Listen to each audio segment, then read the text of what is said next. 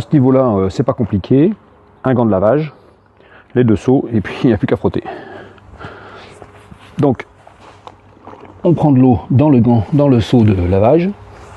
On essaye de faire en sorte que son gant soit bien mouillé pour qu'il y ait toujours une lubrification entre la carrosserie et le gant, de manière à ce qu'on ne frotte pas la carrosserie à sec pour pas venir la rayer. Et on rince dans le seau de rinçage. Alors la fréquence dépend un peu de la saleté de votre voiture, hein, c'est tout.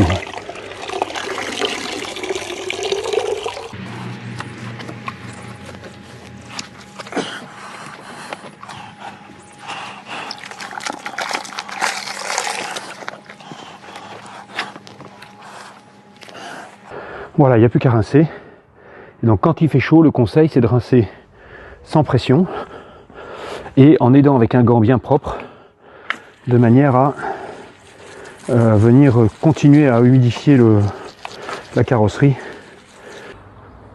Donc là je pense qu'on voit bien les zones sur le capot par exemple, où la cire commence à être défaillante et où il va falloir faire quelque chose. Vous voyez ?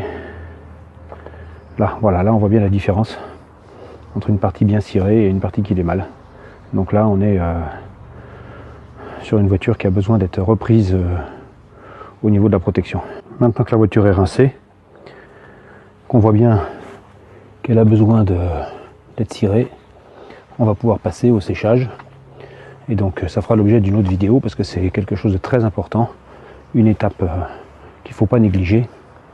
Et puis après, nettoyage intérieur, et je vous assure que sur un cabriolet, il y a beaucoup plus de travail que sur une voiture normale parce qu'on roule découvert et que toute la poussière rentre à l'intérieur.